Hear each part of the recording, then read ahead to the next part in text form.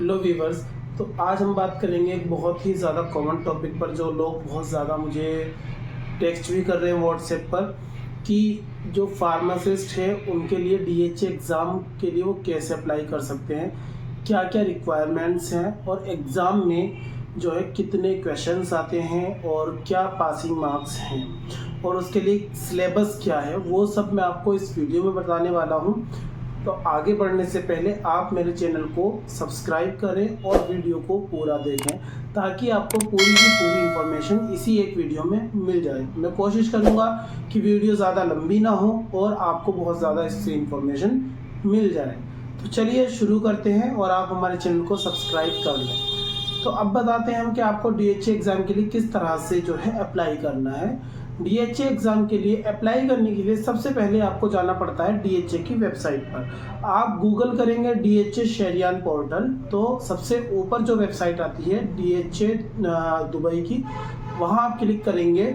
उससे क्या होगा कि आप डीएचए शहरियार पोर्टल पर पहुंच जाएंगे और वहां पर जाकर के आप नीचे आप एक्सप्लोर करेंगे तो आप देखेंगे वहां पर लिखा हुआ है explore for health care professionals. तो वहाँ पर आप क्लिक करेंगे तो वहाँ जाएंगे, फिर नीचे आप स्क्रॉल करेंगे तो वहाँ पर आएगा सेल्फ असेसमेंट। तो सेल्फ असेसमेंट टूल जब आएगा तो वहाँ पर आप उस पर क्लिक करेंगे और वहाँ पर सेल्फ असेसमेंट करेंगे। सेल्फ असेसमेंट का मतलब ये है कि उसमें आपसे कुछ क्वेश्चंस पूछेंगे, वो वहाँ पर आपको उसका करेक्ट आंसर देना है कि आपने क्या कोर्स किया है या आप किस लिए अप्लाई कर रहे हैं। फार्मासिस्ट के लिए अप्लाई कर रहे हैं तो फार्मासिस्ट के लिए, फिर उसके बाद आएगा आगे कि आपने कहाँ से किया, किस कॉलेज से किया, किस ईयर में कंप्लीट किया, कितना आपको एक्सपीरियंस है, वो सब उससे पूछा। आप उसको फिल करते जाएंगे और लास्ट में जाकर के आप उसको सबमिट कर दें।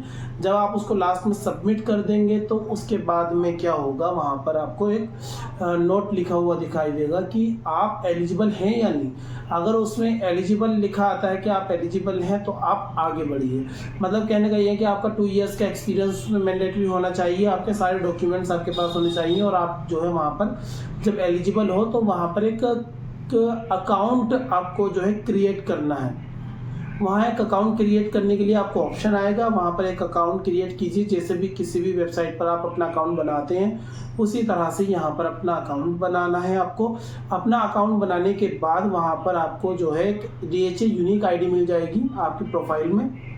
उसके बाद में वहाँ पर आपको 2 ऑप्शन दिखाई देंगे, एक दिखाई देगा गो टू डेटा फ्लो और एक ऑप्शन दिखाई देगा आपको go to Prometric. Go to data flow का मतलब ये है कि आपको जो है अपने डॉक्यूमेंट्स को वहाँ पर उस वेबसाइट पर अपलोड करना है, उनका वेरिफिकेशन कराना है। डॉक्यूमेंट्स का वेरिफिकेशन कराने को ही डेटा फ्लो बोलते हैं, ठीक है।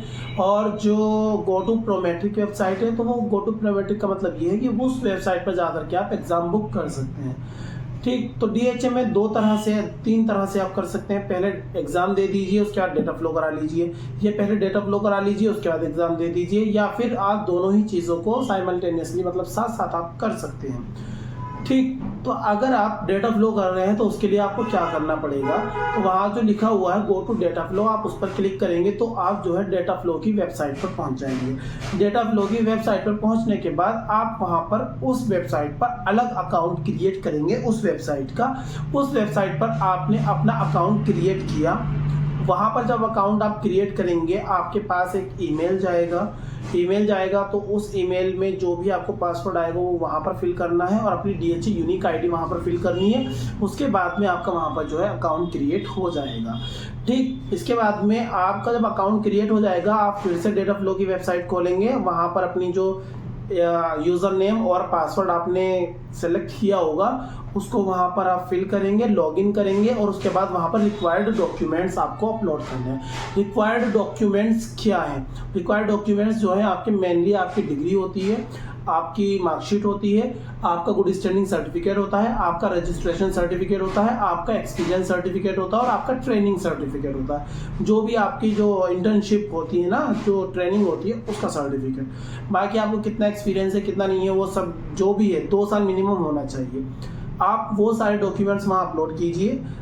जो भी आपको अगर कोई चीज़ आपको नहीं भी समझ में आएगी तो मैं डिस्क्रिप्शन में अपना व्हाट्सएप नंबर डाल देता हूँ, आप मुझे व्हाट्सएप करिए, मुझसे पूछिए कहाँ पर किस ऑप्शन में क्या फिल करना है। आप अपनी मर्जी से कुछ भी मत फिल करिएगा, नहीं तो गलत हो जाएगा, ठीक है, आप अपने खुद से अपने कर सकते हैं उसको। ठीक, जब आप करेंगे उसके बाद में वहाँ पर आएगा फीस पे करने का ऑप्शन, तो आप वहाँ पर फीस पे करिए। फीस उसकी जो है जो भी होगी 1100-1200 दिरहम के आसपास उसकी फ़ीस होती है, आप वो पे कीजिए और उसके बाद जो है आप अपना वेट कीजिए। वो डॉक्यूमेंट का वेरिफिकेशन जो होता है 15 दिन 20 दिन या 1 महीना लग जाता है। जो इसकी फ़ीस है आप अपना जो है क्रेडिट कार्ड से भी पे कर सकते हैं और इंटरनेशनल डेबिट कार्ड होता है तो उससे भी पे कर सकते हैं। ठीक, इसके बाद अब आते हैं कि आपको एग्ज़ाम कैसे बुक करना है। तो एग्ज़ाम बुक करने के लिए आपको पता है कि आपकी जो DH शरियान पोर्टल पे आपके अकाउंट था उसमें गो टू प्रोमेट्रिक ऑप्शन आ रहा था, तो आपको गो टू प्रोमेट्रिक ऑप्शन में जाना है।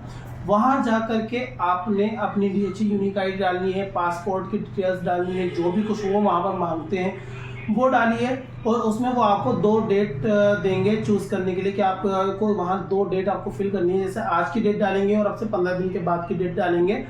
उसके बाद आप सर्च करेंगे एग्ज़ाम अवेलेबिलिटी, तो उसमें क्या होगा कि उसमें जितनी भी 15 दिन के अंदर की जो भी डेट्स अवेलेबल हैं एग्ज़ाम के लिए, 2 शिफ्ट में एग्ज़ाम होता है, सुबह में भी और इवनिंग में भी, तो उसमें आप सेलेक्ट कर लीजिए, वो आपको शो हो जाएंगी। अपनी सूटेबिलिटी के लिए आप के अकॉर्डिंग आप जो है उसमें सेलेक्ट कर लीजिए। आप एग्ज़ाम के लिए वो सेलेक्ट कर लेंगे और उसके बाद वहाँ पर जो है फीस पे कर दीजिए, आपका एग्ज़ाम बुक हो जाएगा। ठीक है, तो इस तरह से ये तो हो गया एग्ज़ाम बुकिंग का और आपका डेटा फ्लो का। इसके बाद अब आते हैं कि आपका सिलेबस क्या क्या है।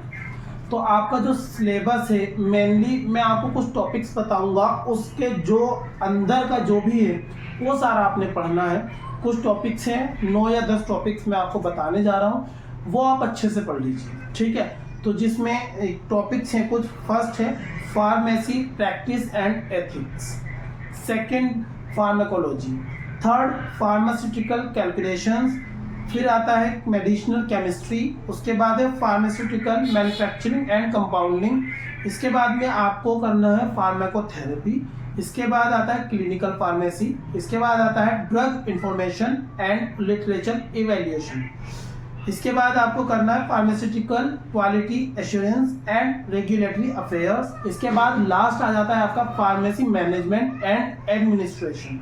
तो ये आपके टॉपिक्स हैं, आप इनको अच्छे से, बहुत अच्छे से आप पढ़ लीजिए। मैं गारंटी देता हूँ अगर आपने इनको अच्छे से पढ़ लिया तो आप आराम से एग्जाम क्लियर कर सकते हैं। और एक चीज़ बहुत अच्छी है कि इस एग्जाम में आपकी कोई निगेटिव मार्किंग नहीं होती, तो आप आराम से आसानी से, अगर आपने अच्छे से मेहनत से थोड़ी सी भी पढ़ाई कर ली है तो आप एग्जाम क्लियर कर सकते हैं, कोई दिक्कत नहीं है। आपके पास एग्जाम को क्लियर करने के लिए 3 अटेम्प्ट होते हैं, लेकिन आपका डेटा फ्लो जो होता है वो वही चलेगा, लेकिन एग्जाम आप 3 बार बुक कर सकते हैं। और अगर आप पहली बार फेल हो जाते हैं, दूसरी बार आपने एग्जाम बुक अगर किया है तो आपको फीस पे करनी पड़ेगी, दूसरी बार भी एग्जाम फेल हो गए तो आपको तीसरी बार पे करनी पड़ेगी फीस। ठीक है, तो इस तरह से आप, वैसे तो अगर आपने अच्छे से ही टॉपिक्स को पढ़ लिया तो आप आराम से एग्जाम क्लियर कर सकते हैं। मेरी दुआएं आपके साथ है, इंशाल्लाह आपका जो है एग्जाम अच्छे से हो जाएगा, आप पास कर लेंगे। फिर भी अगर आपको कोई डाउट हो किसी तरह का तो आप मुझे व्हाट्सएप कर सकते हैं, डिस्क्रिप्शन में मेरा नंबर है व्हाट्सएप नंबर, आप उस पर मुझे मैसेज करिए। अपनी तरफ से कुछ भी मिस्टेक मत कर देना, फॉर्म फिल करने में, एग्जाम को अप्लाई करने में कोई दिक्कत आती है, कोई डाउट आता है, आप मुझे मैसेज करें, मैं आपको गाइड करूंगा। ठीक है, तो चलिए, all the best for your exam. Thank you, subscribe my YouTube channel.